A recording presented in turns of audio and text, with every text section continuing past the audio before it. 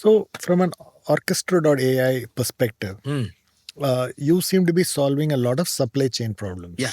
So, I picked up a lot of use cases that you talked about, which is really, in retail, for example, the wastage that happens because of food or because of returns, because of,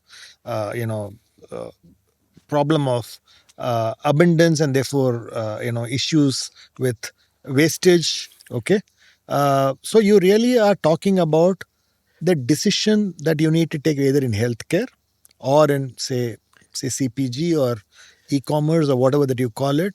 There's a certain amount of contextualization of the organization and leaving the decision and the judgment to the humans also as one of the aspects. Is that the virtue and the trust layer that you're talking about, which is to say, you know what, you can create a AI platform that does all this, but also takes into consideration the fact that it's an open platform.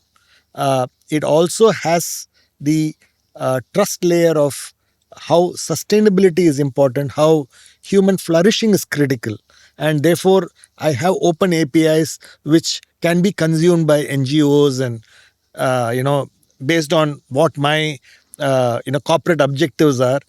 Is that the kind of a platform that is? So, is it a competing platform uh, with these companies, or is it almost like an enterprise application? That is it almost like the Oracle of AI, okay, of the ERP era, right? Is that how you are envisaging Orchestra.ai? So, see, when I started talking about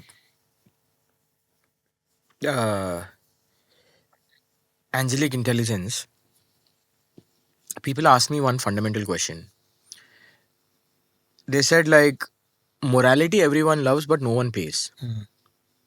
Right? Humanity everyone talks, but no Yeah, one contributes. Sometimes they do, but like not mostly. Right? Like it's always like, what is in it for me? correct. Okay. Um, in a and supply chains in general, and people don't know this as much. Uh, in supply chains are actually the third biggest nation in the world. Oh, is it? So, if you take the number of people employed in a supply chain worldwide, manufacturing raw materials all the way to basically getting it into your hands, is 550 million people. Okay. Okay, there are only two big countries besides that, India and China. Okay, deeply humanic in nature. And this cup is miraculous that it shows up the way it shows up, despite all of the drama that it goes through. Right? You take a can of pear, dole pear. It's actually grown in Chile, cut in Bangkok, packaged in China, shows up in New York, 20 cents, 20,000 miles. How does that happen? And people like bitch about like the fact that like that can didn't show up. And I'm like, 99 other cans showed up. How? Right? So, um, that is the power of supply chain, Yeah. actually. So, and it only works because of the human ingenuity here in this process. The humans like don't want to disappoint the other human. Okay, in all of this there is a lot of waste, right? So imagine there is a waste angel. The waste angel is just looking for all the opportunities of waste everywhere, whether it is in your manufacturing process, distribution process, delivery process, and humans are all there. And you want to, and I firmly believe that when you do right by everyone, profits are not in conflicts with doing right. The definition of right is it's right for everyone holistically. So and so that was the primary reason the early genesis of this is in logistics, and I was built in logistics. I was built in operations, and I'm a technologist. I've worked in consumer, I've worked in all these different Retail and yeah. retail and everything. So basically, my knitting is that. And so I started there, but we were fully conscious that the layer that we are trying to build is a universal layer. A banker is a banker, a doctor is a doctor, but both are humans. Yeah. Right? And when both are humans, and the way they behave, compassion is different from a lens of a doctor than is a lens of a banker. How do you create that framework that you can manage this for? So that in essence actually helps you solve this conundrum of how do I optimize for decisions in a company that is reflective of humanic behavior. In fact, the question was, could angelic intelligence prevent predatory lending?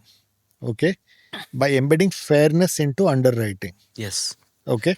Yes. So, is that the approach that you are taking? Or, Yes. for example, you could actually say, therefore, angelic intelligence is almost like the operating system for organizational decision making. Yes. Is that the kind of pitch Yes. that you are actually looking at? Absolutely. Absolutely. In fact, like one step beyond that. So whether we like it or not, the world is going to be like a confluence of physical workers and digital workers, just like the digital and the physical has played a role in our life. Correct. You're going to have like a digital guy and you want to also have a physical guy. And there's going to be a constant handover between the physical and the digital in a workplace. And when you introduce machines, cognitively you become more lazy, right? And also you lose the sense of the context. What tends to happen is basically there is degradation and lack of understanding of who made the decision and was it human in the first place. Right? How do you create a human index in each of these? What is a human index? Right? And it's based on the short term versus the long term, whether it helps whether it had empathy in it, whether it basically was built with the right kind of fairness angle associated with it. Yeah. All of these things are actually very critical to understanding how was the decision arrived and can you explain it, not just log it. Yeah. Can you explain it? Okay. So that human index thinking that I'm talking about is at the heart of the thing that I'm building, because I imagine a world where many companies will have very few people working for them, and they'll have a lot of digital assistants being embedded in the process. Yeah. Now when I'm interacting as a consumer with that, first thing is I will feel you cheated me. Yeah. Right? Or your decision is against The philosophy of the company. Yeah, and the incentives and everything. And the company had a culture structure. Yeah. The company had certain values it actually ascribed to. Now I have digital workers and I have some physical workers. The new physical workers are basically going to be much more savvier. So the traditional guys are all gone. Right? They are digitally more native. They are more AI centric in the world and other things. So that workforce may not have the same understanding and the cultural aspiration of the company itself. Yeah. True. So how do you retain all of this in the world of AI? Let's not call it AI. In the world of intelligence delivery. Correct. Right? So I think that is a problem that I see coming. And so we are building layer by layer, step by step into this process, right? The first step we basically say is we'll act like a proxy. Everything that goes out, we actually take all of your values and embed into it, and as soon as everything comes back, we just filter it and make sure your decisions are consistent with the organizational values. Now the second thing is we basically start training the digital worker to like have that human like thinking. That way we can understand what was made by humans, what was made by machines. Now, and the handoff, and the kind of like wherever there is a sort of a handbrake, give it to the human, take it to the machine, give it to the human, take it to the machine, let it learn. How do we evolve, right? How do I explain? That's the second step of this. And then devolving ourselves deeper and deeper into the model layer, right? Because I feel the world is not going to be built with a lot of big models. It will be built with domain specific small SLMs, right? So we want to basically play the long game, where we know it is going to be an endless aisle of SLMs. So what's an SLM? A small language model. Okay. Like a small language model would be like parcel delivery, like supply chains, right? Factory manufacturing is different then the distribution, Yeah. and then shipping, and then warehousing, and then parcel delivery, and like or traditional like over the road transportation delivery, right? So these are all Multiple SLMs will actually decide how the experience is. Yes. And the experience sometimes need not be only optimization, but it can be in fact enhanced value also. Absolutely. Right. And you will find sources of value creation. Like whenever a beautiful technology comes, there are two things which happen. One is the value transfer, and the second is the value creation. The value transfer is simply saying that like I can do this better and someone else is doing it on my behalf. Value creation is on the edges, the reshuffling of the value chain, and like new actors show up performing things, taking out the dark spots, making it brighter, and creating value out of it. Absolutely, I totally agree with you.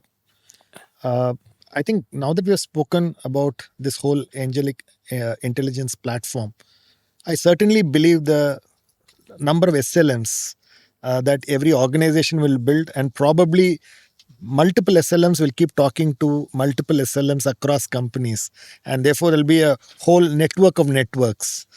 So AI itself will become a network of networks, and with the trust layer is really how you are envisioning that. Yeah, and it's like almost like a topology, right? Like if you think about it, like and people can also discover, if I'm a small business, I can create my own operating system, right? And basically like there'll not be like it's not going to be too out in the future, where you would basically say, hey, I got this business idea and I want to basically like foundational, like I'll ask a question, it will go into the ether to find all agents, semantically look at it like almost like a topological graph, and say like what makes sense, and I'll start like combining them into the right sequence, into the right workflows, and I'll do all of this and all the beautiful things. And you as a business person, just like be a business person, don't worry about all the things, everything will be done. That is the world we are headed, right? So in that world, I think like the way you think about even the discovery of the SLMs and the agents and the agentic networks, right? That can be created on the fly. It's almost like runtime execution of like these workflows and these agents, digital workers, so to say, that will perform all these activities. Now, what you need to know as a business person is what to optimize and what not to optimize. Yeah. If it's creative optimization without any rails, you would basically get into deep shit. Yeah. So that's where like as a business person, you need to know like what is admissible. Yeah. Right. And so the role of a leader is to clearly define that boundary. Yeah. That is really the core of angelic intelligence, because everywhere it goes back to the core ethos, the value systems, the beliefs, the moral values. And the moral values can be different for different people, but it is in the context of my function, my department, my company, okay, my region, my country, okay, and therefore there'll be multiple SLMs running for the same organization depending on the region, depending on the cultural ethos, and that's really the network of networks one is talking about. Yeah. Right? Yeah. So the reason why I laugh is there was this beautiful Coca-Cola ad. When Coke entered Middle East, there was an ad, a beautiful ad. So it was actually a print ad, by the way. Okay. Okay. So three like postcards or three pictures. The first is the guy is very tired. Okay, and he's basically he's almost about to drop on in the desert. The second is he gets like a can of Coke.